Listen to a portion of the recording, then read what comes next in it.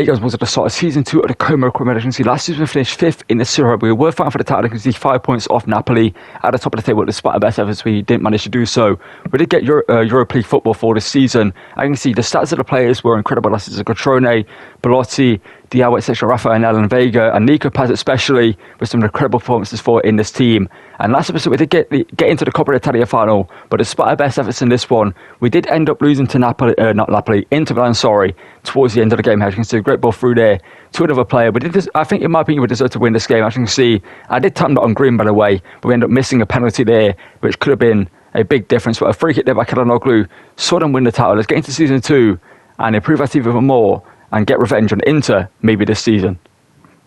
And here in season 2, we've been granted 40 million in the transfer budget to spend on new players, and that kind of rules out one massive signing we was looking for unless we sold players and we can make the signing that we were looking to do. So we're going to bring in Gabriel Peck from LA Galaxy to take over the right-hand side of the team, but he will cost us around 40 million to bring in from the team. Now, we are looking to sell a few players, most notably the Cunha's a player that I'm looking to sell. We are also looking to sell like Belotti and Butes as a goalkeeper, and Metatili as well. Maybe some other players that are just fringe players in the team that are down here on the bench that don't really play for us and could be moved on. We've got some youth category players that we're looking to loan out, sorry.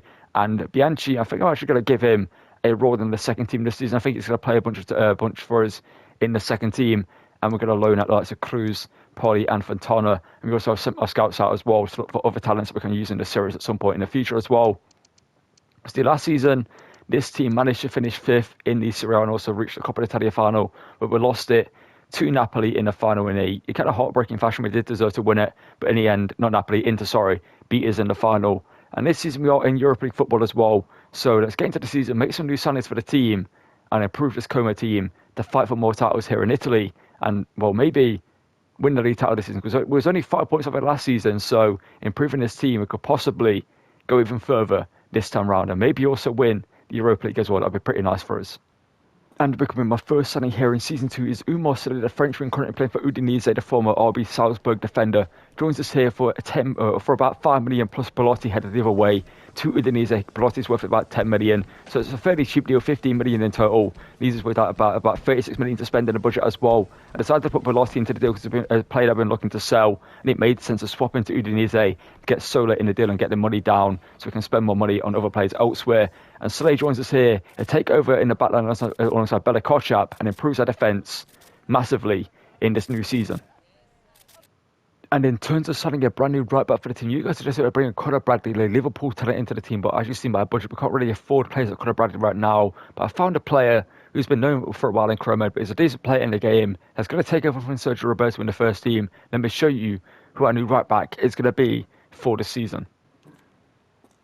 And that player is the 79 rated Portuguese right back, 26 years old, Thierry Carreri, Valencia right back, signs for for 12 million from Valencia. We got him for a steal because I tried to do a swap deal with Roberto going either way, but literally it did a glitch where you can pay. Basically, if you do a swap deal, they reject it, and they ask for a transfer fee, you can kind of get the player for cheaper. So it glitches out, and it's been different for a game in a while. But Thierry Carreri here, signs us here for 12 million. The Portuguese right back takes over versus Sergio Roberto in this team. I might keep Roberto as a backup right back or sell him off for a better money, but Correa here joins for us, and he'll be a very good right back. He's very pacey and pretty good defensively and decent going forward, so he will be a great player for us in this team. And after selling the Cunha to Juventus for 14.5, we're now going to try to sign a new right winger to take over from Strefeza in the first team, and Strefeza will be a quality backup to the player who we're going to try buy here in a second. And joining from LA Galaxy for 30 million is Gabriel Peck, the Brazilian 24-year-old right wing who's 80 rated now in the series. Will take over from Strefeza in the first team. Now with 6 million left in the budget, so if we need to sign a player, we can sign a player or one decent player for the bench maybe. But as of right now, the team is pretty much complete, bringing the likes of Claire, Soleil and also Peck into the team has massively improved this team even more. But we're possibly going to look to sign Jorgensen, the Chelsea shot-stopper, without the money to do so right now. Sitting out there will bring us about 12 to 15 million, so we can't really bring in a new goalkeeper with that. But Gabriel Peck joins us here to take over from Strefeza in the right wing role and come to Europe to showcase his talents. And we're all going to give our new signings a debut set up against Torino here for the second game of the season. We did see the first one, we picked up a win, I believe, over Parma, if I'm not mistaken, or Empoli. I think it was Empoli we did face in that game. We did beat them. But we're going to take on Torino here and see Peck, Correa, and Sere are going to make a debut for this one with Nel up front and also Vega on the left-hand side. Pretty much our team from last year that did do well. Let's get into this one and hopefully start the season off with, in a play game anyway, a big win over Torino here. Alright, so rather annoyingly, for some reason the audio wasn't recorded for the first game of the season here, but Gabriel Peck starts off his career here at Como incredibly well there, spinning the defender and putting a shot in at the post to make it 1-0 here to Como up against Torino, starting this season off in the best way possible, scoring 3 minutes into his debut.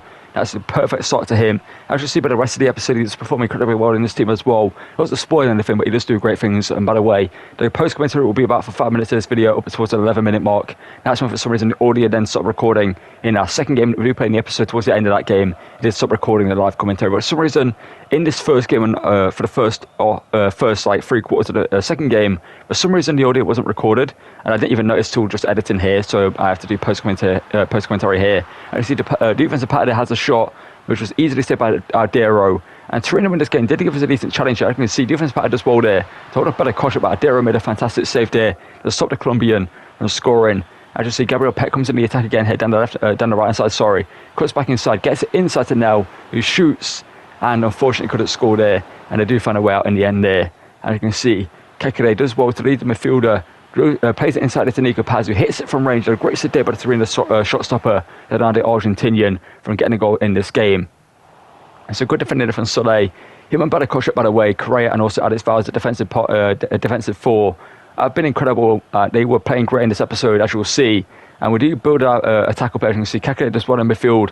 The defender for there, he does have room to hit one, so I thought, why not? And Kakere places it picture perfectly into the bottom left-hand corner of the goal there. Nothing the keeper could have done about that one. It was a great strike there from Kakere, the Frenchman, who made it 2-0 here, going towards half-time. It was a great way to end the half, obviously, scoring a goal to give it, put his 2 goals into the lead, gives a 2-goal cushion in this one here. Kakere does well, leads the midfielder, just gets acres of space, not that much space to like hit one really, but a good amount of room for him to do so. And they gave him room to hit one, so I thought, why not? And Kakere makes him pay for doing so, and made it 2-0 here, going into the half-time break. And going into the second half here, we had some good defending there from Correa to deny Torino on the attack here. And like I said, Torino, they play well in this game, and they, for some reason, there we lose the ball. And as you see, they're doing that scoring from that attack there, which is a very weird situation because we should have got the ball after the challenge from Badakoshap, but somehow it ricocheted off Zapata through to Hugo Doro, and the Spaniard made it 2-1. But despite the best efforts in this game, it ended a 2-1 victory for us. Nothing really happened in the rest of the game,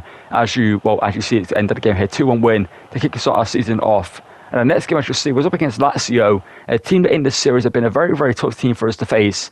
And Dialdiano decided to give the Spaniard a start in this game to see what he can do to get in a substitute appearance. In the last one, he started him down the left-hand side in this one. And we had a very quick start in this game as well here. Clearly, we do well at the start of games this season. As you can see, Dialdo as well gets it into Nico Paz, who plays it inside there to Nel, who strikes and made it 1-0. Just under 4 minutes into the game, just over 3 minutes into the game basically there. Similar to the last game, we scored very, very quickly. And Rafael Nel gets the goal this time. And Gabriel Peck got the assist. Obviously, Peck scored last game first. And Nel scores this one. And Peck gets another goal involvement for himself here in this first few games of the season here at Como, joining from LA Galaxy. As you can see here, it's a great finish from Nel. Maybe Provident goal could have done better than the Italian, but Nel with a good finish there to make it 1-0. And that's it, like I said before, they have been a tough team for us in this series, but a shot there from range was easily caught there by Ardero. We come on the attack again here. You see Nico Paz kind of gets in the way there of Gabriel Peck, but he does well here to recover. Plays it inside to Nel, who heads it back to him. And Nico Paz, another player she didn't give room to on the edge of the box there, smashes it into the back of the net to make it 2-0 here.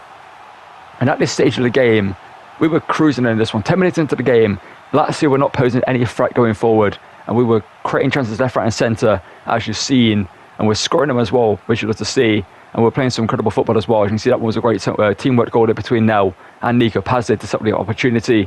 But Isaacson does well there, gets it back there to Rodriguez and Castellanos there, who I thought was offside, did get a shot away, but luckily Ardero managed to make the save. And Lazio do come on the attack here before the end of the half here, but I think Kakere, he does. Nico Paz actually intercepts it there in midfield, a player that can attack and also defend as well. That's what I love about him in the camera. But the shot there from Peck wasn't the best. I went for a Trivella into the near post, but it went far post for some reason.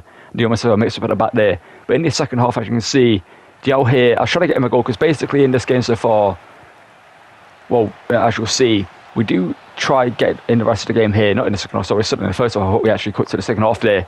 But as you'll see that, and then again, Craig does great defending there to stop Lazio on the counter-attack there. We managed to work it forward here, but we didn't get anything from that. But as you see here, we're working it up down the right-hand side here. As you can see, Kakare does well in midfield there, plays it forward into Gabriel Peck, who cuts inside here. An Iron Robin-esque, or Mo Salah-esque, or Gareth Bale-esque, whatever you want to say, rifles it with a great precision shot there into the far side of the goal with a finesse shot, and that was an incredible goal.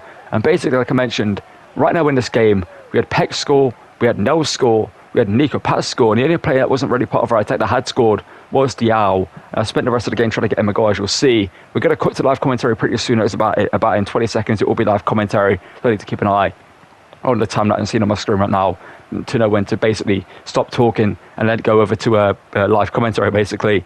Peck with a great goal there, continues his great form upon his debut, and some good defending here from Better Kotchap stops them.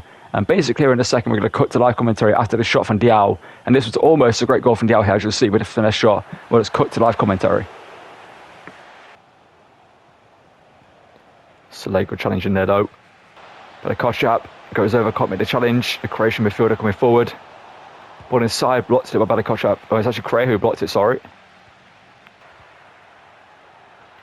Rafael No here, trying to beat Guendouzi. It's done well there. Now shoots and scores again here. It's 4-0. In the 88th minute here, Como, we've destroyed Lazio here. The only player in our front line that hasn't scored is Diao, but he's been a great player in this game. He's played great in this one, shown why he can take over in the first team possibly in the future. But Alexis Vega probably would have scored at some point in this game, just his better shooting stats, etc. But Rafael No does well there to beat Guendouzi and drills into the bottom corner there. Nothing probably I could do about that one. As you can see, he stands and watches it go into the back of the net. Ruin the clean sheet, that would be awful for us, but there's Soleil, good defender from this Frenchman. And Soleil can drive it forward here. No's on for a hat-trick in this game. He's going to be unselfish here, gets it into Gabriel Peck to make it 5. Can the Brazilian do so? He didn't even shoot. I told him to shoot there by the time he even reached that by the half penalty spot, sorry. But it's a 4-0 win. You'd love to see it. A great performance from the team. And what let's talk about potential business we can do next episode with the money that we have left in the transfer budget that we can spend on deadline day, basically.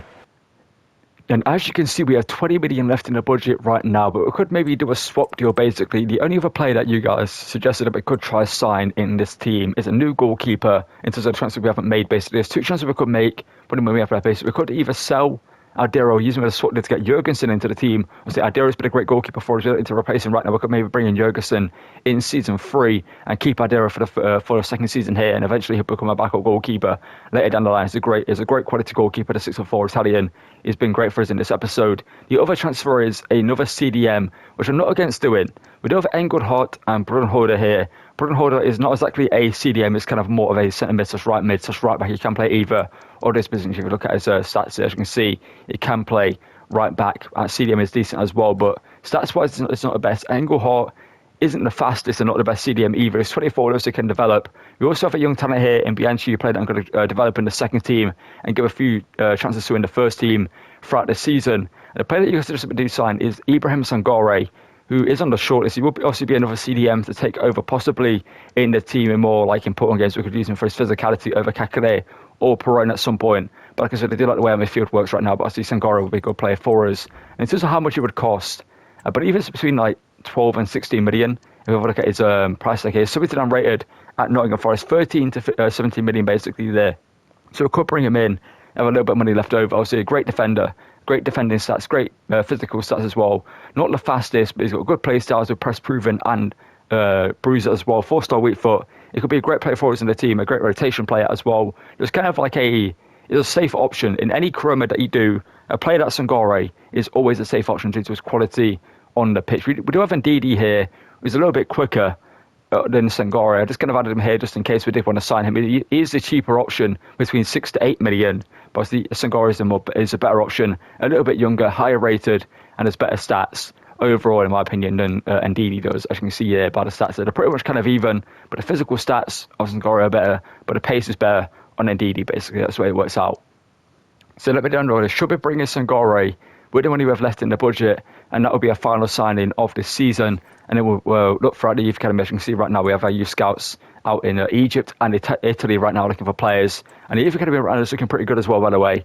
I did promote a few players to learn the match. You can see just got kind of a few players here that aren't the best players that I'm going to keep developing in the second. We do have a Ribeiro here, a very good Brazilian left midfielder here, or left winger here, with 86 to 94 potential, only 56 rated, about 15 years old. Do have to wait a little bit for him to be in the first team, or have a chance in the team anyway. But yeah, let me know down below, should we bring in Sangare? And that will call it for the end of this episode. And if you want to enjoy it, drop a like on the video, subscribe to the channel, and to notifications so you don't miss videos, and check out the other content I post on the main channel. We do career modes, other career modes, and also rebuilds on the channel as well. So if you enjoy any of those, check them out. It's just the second channel down below as well. You can check that out as well. And that's going to call it for this one. And yeah, like and subscribe. And I'll see you guys. Thank you for watching. And goodbye.